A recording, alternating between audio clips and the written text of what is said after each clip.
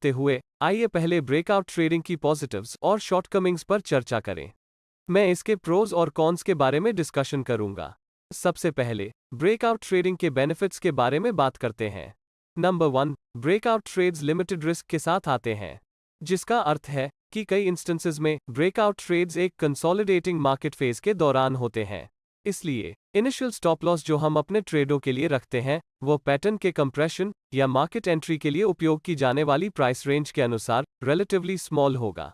इसके अलावा ट्रेड्स की फेलियर की कंफर्मेशन तेजी से हो सकती है, जो जल्दी ओपन पोजीशन से बाहर निकलने का अवसर प्रदान करती है, जिसका सीधा सा अर्थ है कि यदि ट्रेड हमारे फेवर में नहीं जाता है तो प्राइसेस तुरंत रिवर्स हो जाएगी और हमारे स्टॉप लॉस पर पहुंच जाएगी और हमें ट्रेड पूरा होने के लिए पूरे दिन इंतजार नहीं करना पड़ेगा।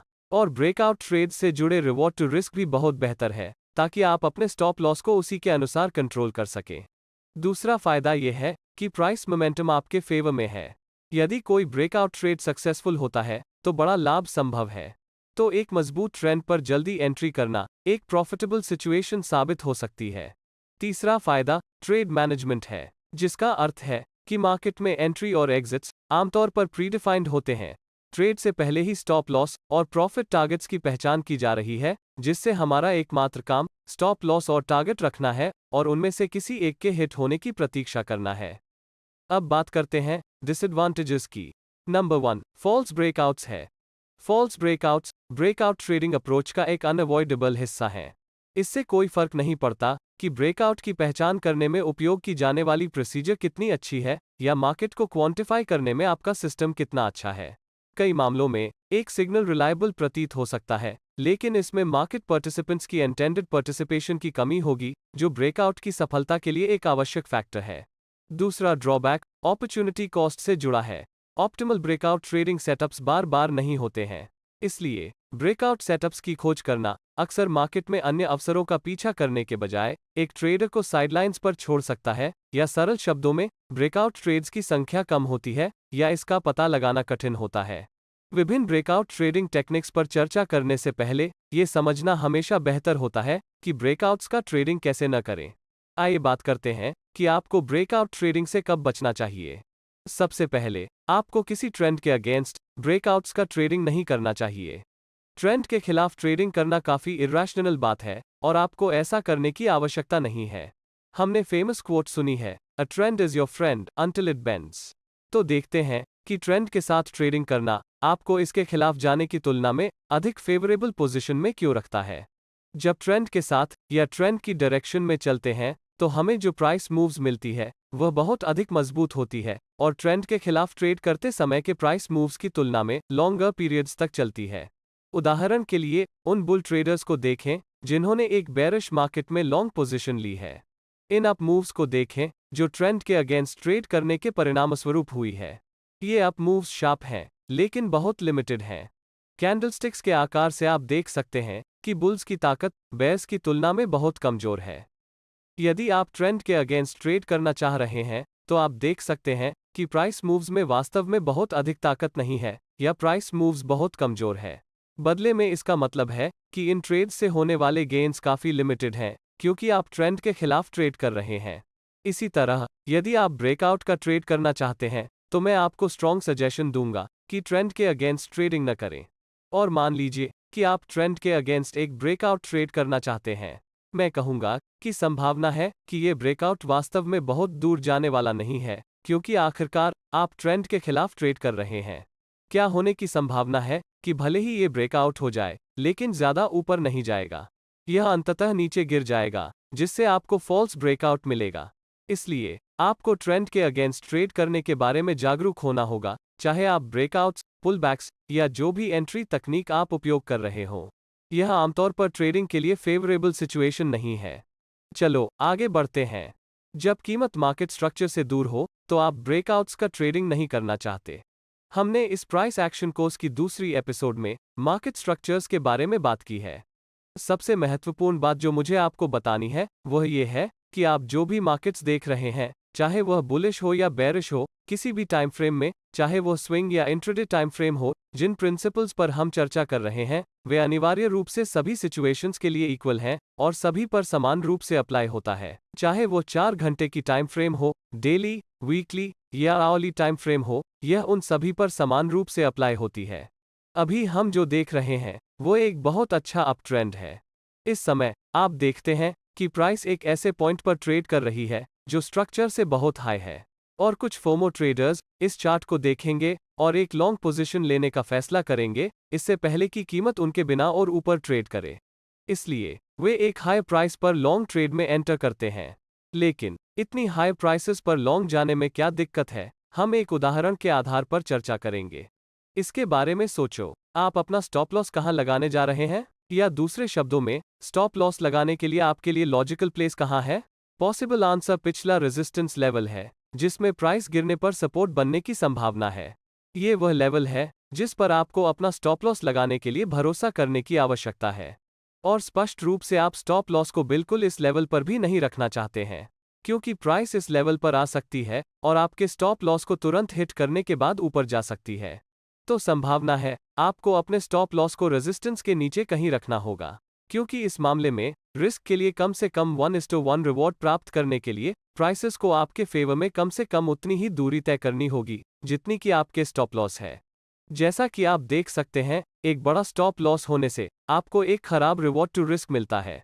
इसलिए मैं आपको ब्रेकआउट ट्रेड करने के लिए डिस्करेज करूंगा जब प्राइसेस मार्केट स्ट्रक्चर से बहुत दूर है, इस कारण से कि आपको एक बहुत बड़ा स्टॉप लॉस होना चाहिए और इसके परिणामस्वरूप आपको रिस्क के लिए बहुत कम रिवॉर्ड मिलता है।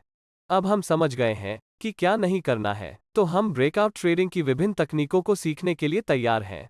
एक प्रोफेशनल की तरह हाई प्रोबेबिलिटी वाले ब्रेकआउट ट्रेड्स की पहचान कैसे करें? जब आप हाई प्रोबेबिलिटी वाले ब्रेकआउट ट्रेड्स की पहचान करना चाहते हैं तो ये 2 बातें ध्यान में रखनी चाहिए। नंबर 1, आप ट्रेंड के साथ ट्रेड करना चाहते हैं या ट्रेंड की डायरेक्शन में ट्रेड करना चाहते हैं। और दूसरी बात, आप मार्केट स्ट्रक्चर या एरिया ऑफ वैल्यू के पास ट्रेड करना चाहते हैं। चलो इन दोनों को विस्तार से समझते हैं। आइए ट्रेंड ट्रेडिंग ब्रेकआउट स्ट्रैटेजी के साथ शुरुआत करें। अब तक आप ट्रेंड के साथ ट्रेड करने के विचार से परिचित होंगे, क्योंकि पहले मैंने आपको ट्रेंड के खिलाफ ट्रेड करने से डिस्करेज किया था और मैंने आपको ट्रेंड के डायरेक्शन पर ट्रेडिंग करने के लिए एनकरेज किया। एक इंट्राडे ट्रेडर या एक स्विंग ट्रेडर के लिए हम कहते हैं तो एक स्ट्रॉन्ग ट्रेंड में प्राइस 20 पीरियड के मूविंग एवरेज से ऊपर रहती है। इसलिए यदि आप मूविंग एवरेज या यहां तक कि ट्रेंड लाइन तक पुलबैक की प्रतीक्षा कर रहे हैं तो अक्सर आप निराश होंगे। ऐसा इसलिए है क्योंकि आपके द्वारा एक लॉन्ग पोजीशन को एंट्री करने में सक्षम होने के बिना बाजार में हाई मोमेंटम जारी रहेगी। बात यह है कि पुलबैक ट्रेडिंग के लिए एक विशेष समय होता है, लेकिन यह निश्चित रूप से तब नहीं है जब मार्केट एक स्ट्रॉन्ग ट्रेंड में हो। हम आने वाले एपिसोड्स में पुलबैक ट्रेडिंग सिस्टम्स पर चर्चा करेंगे। ऐसे सिनेरियो में आप पुलबैक के बजाय ब्रेकआउट ट्रेड करना चाहते हैं। इस ब्रेकआउट ट्रेडिंग स्ट्रैटेजी को ट्रेंड ट्रेडिंग ब्रेकआउट कहा जाता है। यहां आप बाजार के ट्रेंड के टाइप के आधार पर या तो स्विंग हाई या स्विंग लो के ब्रेक का ट्रेड कर सकते हैं। आइए एक उदाहरण से समझते हैं कि ये कैसे काम करता है। मान लें कि बाजार एक मजबूत ट्रेंड में है और प्राइस 20 पीरियड मूविंग एवरेज का रिस्पेक्ट करती है। इस ट्रेड का आइडिया प्रीवियस स्विंग हाइस के ऊपर ब्रेकआउट्स खरीदना है। आप देख सकते हैं कि प्राइसेस कंसोलिडेट हो गई है और ऊपर ब्रेकआउट हो गई है। प्राइस एक फ्लैग पैटर्न बनाने जैसा दिखता है, तो आप संभवतः ब्रेकआउट्स पर एक लॉन्ग ट्रेड कर सकते हैं। इस मामले में आपके फेवर में एक ट्रेंड है, इसलिए ट्रेंड की डायरेक्शन में ब्रेकआउट का ट्रेड करना उचित है। ऐसा करने से आप ट्रेड को आपके फेवर में काम करने की लाइक्लीहुड बढ़ा देंगे। इस ट्रेड के लिए सबसे अच्छी एंट्री ब्रेकआउट कैंडल हाइस के ऊपर होगी। अंतिम चीज जो आपको करनी है वो इस पोजीशन से एग्जिट करने की योजना है। नंबर 1, जब आप गलत हो तो एग्जिट करना है। यह आपके स्टॉप लॉस को रेफर करता है। आपको खुद से पूछना चाहिए, अगर बाजार मेरे खिलाफ चलता है तो मैं चार्ट के किस पॉइंट पर ट्रेड से एग्जिट हो जाऊंगा? एक गाइडलाइन के रूप में आपका स्टॉप लॉस उस लेवल पर होना चाहिए जहां प्राइस पहुंचने पर आपके ट्रेडिंग सेटअप को इनवैलिडेट कर देगा। इसका सीधा सा मतलब है कि आपको अपना स्टॉप लॉस उस लेवल पर रखना होगा जो आपको लगता है कि आपके द्वारा लिए गए ब्रेकआउट ट्रेड को इनवैलिडेट कर देगा। इस मामले में अपने स्टॉप लॉस को स्विंग लोज के नीचे 180R बफर के साथ सेट करें, या आप बस स्टॉप लॉस को ट्रेंड लाइन के नीचे या 20 मूविंग एवरेज से भी नीचे रख सकते हैं। दूसरा एग्जिट तब होता है जब आप सही होते हैं। क्या होगा अगर बाजार आपके फेवर में चलता है, तो आप अपने ट्रेड से कैसे बाहर निकलेंगे? ये टारगेट निर्धारित करने के बारे में है। मेरा सजेशन ट्रेंड की सवारी करना है, जिसका अर्थ है कि कीमत के और भी बढ़ने की अच्छी संभावना है। एक इंट्राडे ट्रेडर के लिए अपने टारगेट को अगले पोटेंशियल हाई पॉइंट या स्विंग हाई के रूप में रखें, जो वास्तव में पहचानना मुश्किल है, या ये नियरेस्ट रेजिस्टेंस लेवल भी हो सकता है। एक स्विंग ट्रेडर के लिए मैं ट्रेंड की राइड करने के लिए कहूंगा, और केवल तभी ट्रेड से बाहर निकलना जब प्राइस 20 पीरियड मूविंग एवरेज से नीचे क्लोज हो जाती है, या जब मार्केट स्ट्रक्चर से बाहर हो जाता है। स्ट्रक्चर से मेरा मतलब इस पर्टिकुलर केस में अप ट्रेंड से है। जब बाजार एक हायर हाई या हायर लो बनाना बंद कर देता है, तो ये ट्रेड से बाहर निकलने का समय होता है। आप उचित मॉडिफिकेशंस के साथ डाउन ट्रेंड के लिए समान एंट्रीज और एग्जिट्स रख सकते हैं। दूसरी स्ट्रैटेजी पर चलते हैं, जिसमें मार्केट स्ट्रक्चर या एरिया ऑफ वैल्यू के पास ट्रेडिंग करना शामिल है। इससे पहले हमने चर्चा की है कि जब प्राइस मार्केट स्ट्रक्चर से बहुत दूर होती है, तो इसका वास्तव में कोई मतलब नहीं होता है, क्योंकि आपका स्टॉप लॉस इतना बड़ा है और आपको रिस्क के लिए बहुत खराब रिवॉर्ड मिलेगा। लेकिन क्या होगा यदि आप ब्रेकआउट्स का ट्रेड कर रहे हैं जब प्राइस मार्केट स्ट्रक्चर के करीब है? इस उदाहरण में आप रेजिस्टेंस का एरिया देख सकते हैं। जैसा कि आप जानते हैं कि मार्केट में रेजिस्टेंस एक ऐसा एरिया है जहां संभावित रूप से सेलर्स आएंगे या जहां सप्लाई डिमांड से अधिक है। कीमत ने रेजिस्टेंस के एरिया का टेस्ट किया और फिर प्राइस ब्रेकआउट हो गई और रेजिस्टेंस के ऊपर क्लोज हो गई। ये रेजिस्टेंस का ब्रेकआउट है, जो स्विंग हाइज के ब्रेकआउट से थोड़ा अलग है। क्योंकि रेजिस्टेंस चार्ट्स में अधिक रिस्पेक्टेड एरिया है, इसलिए ट्रेड्स की सफलता की संभावना अधिक होती है। यदि आप अभी एक लॉन्ग ट्रेड करना चाह रहे हैं, तो अपना स्टॉप लॉस लगाने के लिए लॉजिकल लेवल कहां है? इसका उत्तर स्टॉप लॉस को इस previous resistance turn support level से नीचे रखना होगा। आप अपने स्टॉप लॉस को प्रीवियस रेजिस्टेंस के नीचे कहीं रख सकते हैं। तो ये पहले के मामले की तुलना में बहुत टाइटर स्टॉप लॉस है। ज्यादा टाइट स्टॉप लॉस के साथ आपको रिवॉर्ड टू रिस्क बेहतर मिलेगा, क्योंकि आपको प्रॉफिट देना शुरू करने के लिए प्राइस को आपके फेवर में बहुत अधिक मूव करने की आवश्यकता नहीं है। यह आपको अधिक फेवरेबल रिवॉर्ड टू रिस्क देता है, क्योंकि आपका स्टॉप लॉस बहुत टाइट है। और आपके पास अधिक टाइटर स्टॉप लॉस क्यों है? ऐसा इसलिए है क्योंकि आप मार्केट स्ट्रक्चर के बहुत करीब ट्रेड कर रहे हैं, जब पिछले उदाहरण की तुलना में जहां मार्केट स्ट्रक्चर बहुत दूर थे, और उस सिनेरियो में ट्रेड करने का कोई मतलब नहीं है। ट्रेड कब करना है, इसकी पहचान करना उतना ही महत्वपूर्ण है जितना कि ट्रेड कैसे करना है। मार्केट स्ट्रक्चर के पास ब्रेकआउट ट्रेडिंग को 3 टाइप्स में क्लासिफाई किया जा सकता है। सबसे पहले बिल्डअप के साथ ब्रेकआउट ट्रेडिंग है। दूसरा रेजिस्टेंस लेवल में हायर लोज है। और तीसरा टाइप सपोर्ट लेवल में लोअर हाइज है। आइए पहले टाइप से शुरू करें, जो कि बिल्डअप के साथ ब्रेकआउट ट्रेडिंग है। एक बिल्डअप मूल रूप से प्राइस कंजेशन या कंसोलिडेशन या एरिया ऑफ वैल्यू के पास एक टाइट रेंज है। आप फॉलोइंग तरीके से बिल्डअप के बारे में सोच सकते हैं। बहुत सारे ट्रेडर्स रेजिस्टेंस पर प्राइसेस को कंसोलिडेट करते हुए देखेंगे, और ये ट्रेडर्स रेजिस्टेंस पर या कहीं रेंज के बीच में एक शॉर्ट ट्रेड करेंगे, और वे अपने स्टॉप लॉस को रेजिस्टेंस के ऊपर रखेंगे। वे ऐसा इसलिए करेंगे क्योंकि रेजिस्टेंस लेवल पर शॉर्ट जाने में समझदारी है। लेकिन इस पर गहराई से विचार करें। यदि प्राइस रेजिस्टेंस पर कंसोलिडेट हो रही है, तो ये वास्तव में आपको क्या बताता है? आप जानते हैं कि रेजिस्टेंस एक पोटेंशियल एरिया है जहां सेलर्स आ सकते हैं और प्राइस को और नीचे गिरा सकते हैं। लेकिन इस उदाहरण में प्राइस रेजिस्टेंस के एरिया में कंसोलिडेट हो रही है। सेलर्स कहां हैं? वे कीमत क्यों नहीं गिरा रहे हैं? और ऐसा क्यों है? सेलर्स कीमतों को कम क्यों नहीं कर रहे हैं? इसका कारण इन 2 चीजों में से एक हो सकता है। या तो वहां कोई सेलर्स नहीं है जो बेचने में इंटरेस्ट रखते हैं, या रेजिस्टेंस पर समान रूप से स्ट्रॉन्ग बायर्स हैं। कोई भी सिनेरियो हो, चाहे वह नंबर 1 हो, कोई सेलर्स नहीं है, या नंबर 2 समान रूप से स्ट्रॉन्ग बायर्स हैं। यह उन ट्रेडर्स के लिए अच्छा नहीं लग रहा है जो शॉर्ट ट्रेड्स कर रहे हैं। इसके अलावा रेजिस्टेंस लेवल के ऊपर कंसोलिडेट हुआ स्टॉप लॉस ऑर्डर्स का क्लस्टर स्मार्ट मनी या बड़े प्लेयर्स के लिए वास्तव में रेजिस्टेंस ब्रेकआउट के लिए प्रोत्साहन पैदा करेगा, ताकि वे रेजिस्टेंस के ऊपर मार्केट को ले जाने के लिए in by stop loss orders का लाभ उठा सकें। मेरा कहना यह है कि जब आप रेजिस्टेंस पर कंसोलिडेशन देखते हैं, या बेसिकली रेजिस्टेंस के एरिया के ठीक सामने बिल्डअप होता है, तो ये बुलिश स्ट्रेंथ का संकेत है। फिर से इस सिनेरियो में मैं एक लॉन्ग ट्रेड करना चाहूंगा, या मेरी ट्रेड एंट्री तब होगी जब कीमत ब्रेकआउट कैंडल हाइस के ऊपर ट्रेड करेगी। और मैं अपना स्टॉप लॉस रेजिस्टेंस लेवल के नीचे रखूंगा, यानी बिल्डअप या कंसोलिडेशन के लो से नीचे, या आप इसे रेजिस्टेंस के नीचे ATR वैल्यू के लगभग 2 गुना बफर के साथ रख सकते हैं। जब टारगेट के बारे में बात करते हैं, तो मेरा टारगेट नियरेस्ट मार्केट स्ट्रक्चर होगी। इस मामले में यह अगला रेजिस्टेंस लेवल है। अपने चार्ट को देखें, ध्यान दें कि प्राइसेस सपोर्ट और रेजिस्टेंस एरियाज तक कैसे पहुंचता है। अपने आप से पूछें कि यदि सपोर्ट एरिया में कंसोलिडेशन होता है और आप क्या करेंगे, नीचे कमेंट करें। इसलिए जब भी मैं ब्रेकआउट्स का ट्रेड करता हूं, तो बिल्डअप एक कोर कॉन्सेप्ट है। हालांकि इसके कई वेरिएशंस हैं। उदाहरण के लिए, जब आप रेजिस्टेंस में हाई लोज देखते हैं, तो क्या ये स्ट्रेंथ या वीकनेस का संकेत है? इसके बारे में सोचने के लिए कुछ समय निकालें। जब आप रेजिस्टेंस में हाई लोज देखते हैं, तो ये क्या इंडिकेशन देता है? यह आपको बताता है कि ज्यादा सेलिंग प्रेशर नहीं है या सेलर्स कमजोर हैं। इसने ये भी संकेत दिया कि हायर प्राइसेस का सपोर्ट करने के लिए मजबूत बाइंग प्रेशर है। और ध्यान देने वाली अंतिम बात यह है कि रेजिस्टेंस के ऊपर क्लस्टर किए गए बाय स्टॉप लॉस ऑर्डर्स हैं, जो उन सेलर्स द्वारा रखे जाते हैं जिन्होंने रेजिस्टेंस से शॉर्ट ट्रेड किए हैं।